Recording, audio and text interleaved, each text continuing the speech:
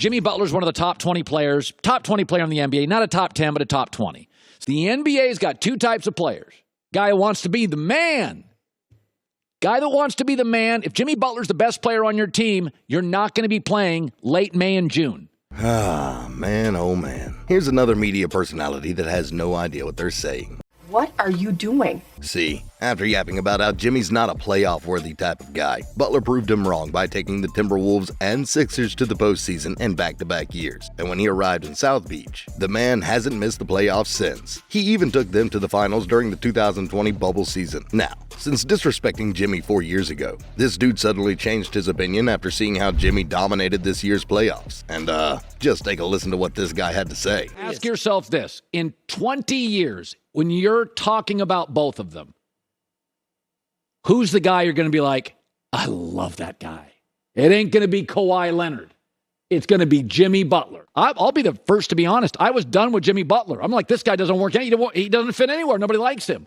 But the problem was Philadelphia was dysfunctional and Simmons didn't care about playing, and it pissed him off. I'd love to have sat down with that meeting with his agent, Spoelstra and Pat Riley. And I guarantee it sounded something like this. Are you willing to practice hard? Are you willing to play hard? Are you willing to play hurt? Because that's what Miami's going to demand. Are you willing to play with undrafted guys? Maybe a little less talent. We're going to practice hard, play hard. We have a culture down here, no days off, and we hold people accountable. And Jimmy Butler's like, check, check, check, sign me up. So let me get this straight. Colin Cowherd just turned from being a Jimmy Butler hater to one of his biggest fans real quick in just 4 years. I mean, I've already said it time and time again, that we should hold these media personalities accountable for the words that come out of their mouths. Because if not, these so-called analysts will continue to disrespect our favorite guys just to get likes, shares, and views. Anyways, the good thing is that I've been keeping the receipts, and today I'll be exposing the media for their crimes, this time with the help of Jimmy frickin' Butler. Now, let's get this video rolling with the certified Hall of Famer of bad takes, Kendrick Perkins. Right before the Celtics-Heat match last December, Jimmy expressed his excitement to play at TD Garden once again with this video. Boston, I'm on the way. I'm on the way. Can't wait. I've been out for too long. I'm getting thirsty. We're on the way. Go Heat. Now, I don't see any problem with this, because we've seen time and time again that this dude can back up his trash talk game. And even Malika Andrews reminded Perk that Jimmy flirted with the 47-point triple-double the last time Jimmy set foot in TD Garden. However, despite all the warning signs already presented at hand, Big Perk still chose to look the other way, pretending to see nothing. And he even sarcastically mocked Jimmy by saying, "You know what, I love Jimmy. I just want to know why. And I get the competitive nature, but he do realize he's going against Jason Tatum, right? The MVP front runner as of right now in this short season. A guy who is on a mission. You're going against the best team in the league and arguably one of the best players in the league that is playing at the highest level. I love his confidence again, but I just don't know if Jimmy is going to be ready, not only for Jason Tatum and the Boston Celtics, but the energy level that's going to be rocking in the Garden tonight. Oh man, Big Perk had no idea what he was getting into. And let's just say that Jimmy was more than ready against Tatum and the Celtics in this particular encounter. I mean, right off the bat, Jimmy just went to work by dropping bucket after bucket.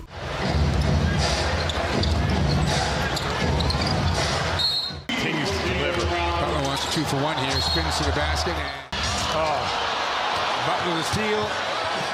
And then during clutch time, he had his fingerprints on both ends of the floor to seal the game for good.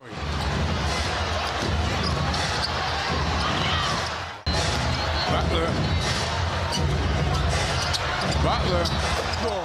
Jalen goes by him to the basket, and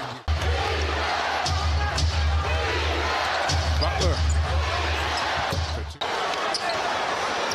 Butler pulls up. Wow, how does he do it?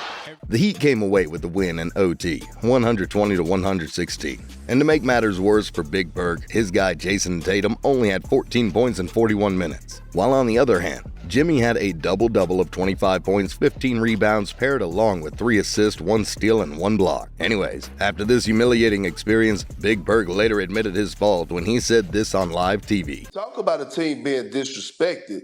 We disrespect the Miami Heat on a day-to-day basis, including myself. when you talk about how good they are.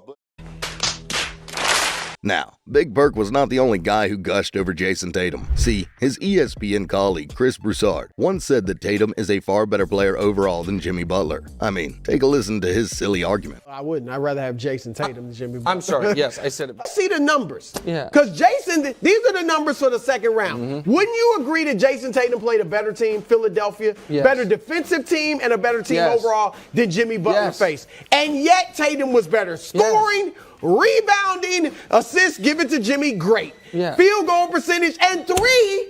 Yeah. Jimmy Butler shot 44% from three against Milwaukee. Hold on, let me finish. That is completely out of his realm. He is not a good three-point shooter. He's back to earth, 11% against the Knicks. Now, he got heart. He is a dog, all that. But Jason Tatum is a flat-out better player. Okay. He's got better handle. He shoots it, but yes. Ooh. Yes. I want you watching. He got better handle. Ask anybody. Better handle, better, gets to the rim great, better three-point shooting. Oh, shit. Here we go again. Okay, let me get this straight. So Brew is projecting himself as a stat kind of guy, right? Well, if you want numbers, Brew, allow me to give you some. Although they're virtually tied in terms of scoring. Jimmy had more assists, steals, and blocks than Tatum across 3 games in their Eastern Conference Finals matchup. And even though Tatum averaged a double-double, if you take a deeper look at their numbers, Tatum is a minus 28 in those 3 games, while Jimmy registers a plus 42 combined in those 3 outings. And if that is not enough, Jimmy also dominated him in their head-to-head matchups as he dropped 55 points on his head on 33.3% shooting while Tatum was his primary defender. Anyways, Stephen A. Smith also fired some live rounds against Jimmy and the Heat during their second round matchup against his beloved New York Knicks. And as expected, he defended his favorite team down to the last fiber of his being, just to get his point across.